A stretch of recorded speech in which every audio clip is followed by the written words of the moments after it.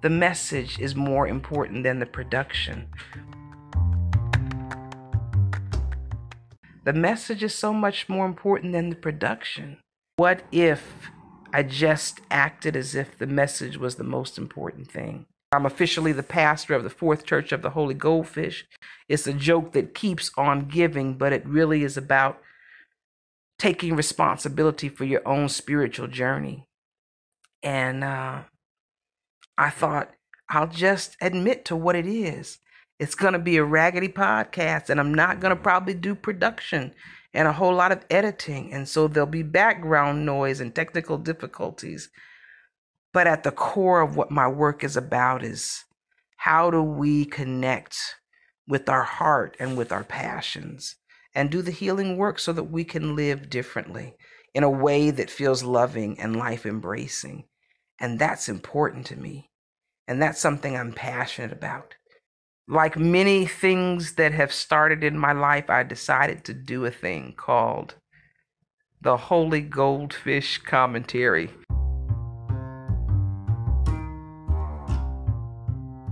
It will be a Raggedy Podcast Production. I hope you'll come along the journey. Who knows where it'll take me?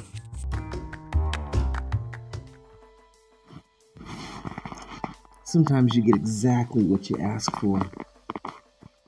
It's hard to believe that yesterday was the 2-year anniversary of my retirement. May 31st was my drop-dead deadline. Liquidate the farm and the restaurant and life. And then figure out what you wanted to do next. June 1st was that date. The date for the greater freedom in my life. And I knew that life had been too full for me to even take the time to think about what I wanted next. But I knew I wanted something with greater freedom. And I knew that I could take the time and figure it out. And I made myself a promise. Take 1 year to rest and revision what you want life to be. What do you want to do next? And where do you want to do it? One of the things that I knew for certain was I wanted to do as much life as possible in flip-flops and a sarong, and that was real. I meant it. It's those statements that you make mostly to yourself, but sometimes to other people out loud. But you know it's absolutely true.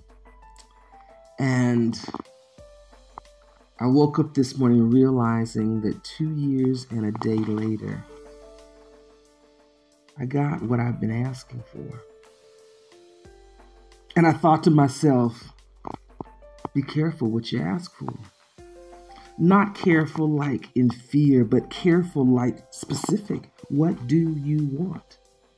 I want to do as much of the rest of life in flip-flops and a sarong. That I did know. But I had to know that 74 is my ideal temperature. It's comfortable. It's not too hot. It's not too cold. I laugh at some things sometimes because on my last trip to the States, I got back a little less than a week ago. One of the big things, like the important things in life, was to order another pair of Croc flip-flops. They served me so well down here because just about every single day I wear flip-flops. The weather is pleasant, and flip-flops work whether it's rain or shine. And most days I do wear a sarong, oftentimes inside of my house, away from peering eyes.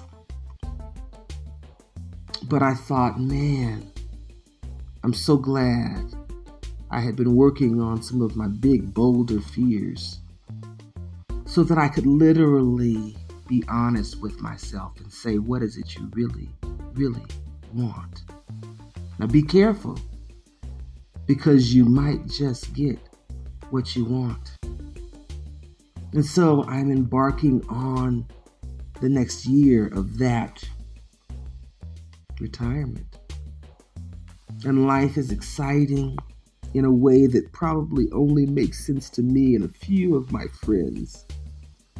The kind of friends that I say, oh my goodness, I'm so busy sometimes, but at a retirement pace, because whenever I feel like I'm tired, I can just stop and rest. And that's one of those things that in my adult life, in my business, professional life, was a hard lesson that I had to learn, of course, the hard way. Life had to give me the brick walls and let me hit my head and my knees against it. And so I guess my encouragement to myself today is, girl, be careful. You might get exactly what you ask for. In this instant, on the anniversary of my retirement, which was really a step into freedom, because I decided this would be the day, June 1st, 2022, that I moved more fully into some of those lessons that my dad taught me. My life oftentimes revolves literally around some of the dad stories. And one of them that was so impactful to me back in 2007, before my dad died, was him asking me the question about, if you could wake up in the morning and do anything that you were really passionate about doing, but what you really want to be doing with your time and your life energy, what would that thing be? What would those things be? How would you spend your time if you could decide exactly what you wanted to do? And his real message to me was, why aren't you doing it? If there's anything that's about fear and insecurity or guilt about why you're not doing it, fix that first. For me, it was fears. It was a sense of security. What if I don't have enough money? What if? And those fears are real from time to time. But what if you recognize them for exactly what they were? And what if you actually got up and did exactly what you wanted to do today? And if you woke up tomorrow, you did the exact same thing. What is it I really want to do today? What lights my fire? What fuels my passions? And on so many days now, I get up and say, I guess that's what I'm going to do. I'm involved in some things that on the outside look like work. We're developing some organizations to do this work at an even larger scale. But it's what would I do? The LaRahna version of that answer. And what if I literally got up and did that every single day? What would life look like? Let me give you a glimpse of what that might look like.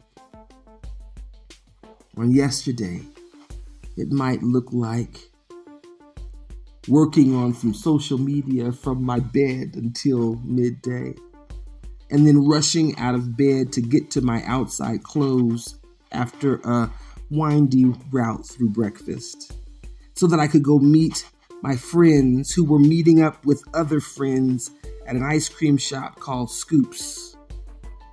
One of my friends happens to be 92 years old, and a promise that she made, I think really to herself, about 6 months ago was, I think I'm going to start back painting. And while I was meeting with those friends and friends of friends, which are new friends, at the ice cream shop on some street that I'd never been on the other side of town, she updated me on her progress and told me that she's actually done it.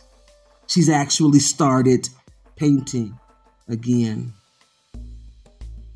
Those are some of the things that happen in life when I get up and do exactly what I want to do, what I feel passionate about. I was passionate enough to get up and put my outside clothes on to be able to go do that at a pace that felt good and comfortable. Some bigger things in life. I want to help heal community. And towards that end, I just decided, nobody asked me, but I decided to develop the International Welcome Center. How do you get there?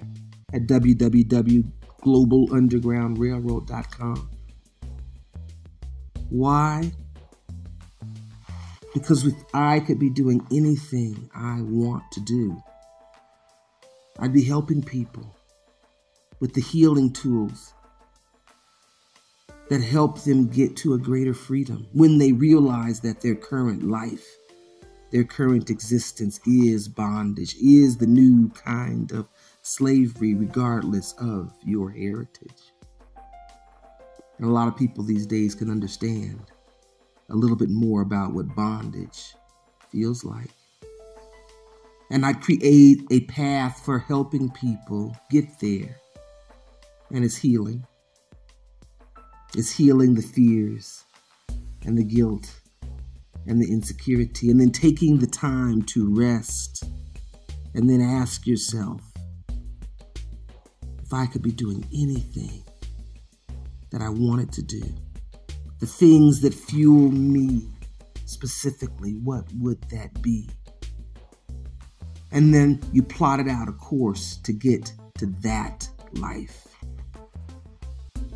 And it didn't just stop there, because that question happens so often for me. What else do you want to do? What else could fuel your passion? And towards that end, I found a friend who said, I want to build communities too. I want to build those kind of communities that you're talking about. That's my vision too. And I'd say things like life embracing, sustainable communities where people feel good about living in community together with each other. And so, because I can simply set out and do those things that fuel me, we've got not only one, but 2 building projects going on, and a team that we've got to ramp up, because we realize this might not be the hobby that we have placed it at in our mind. 1 building project is a hobby. 2 means it's probably not a hobby. It's probably a retirement business of some sort. And so, because that has been my sights, what would you do if you could be doing anything? And now we have a coastal intentional community development project that's going on.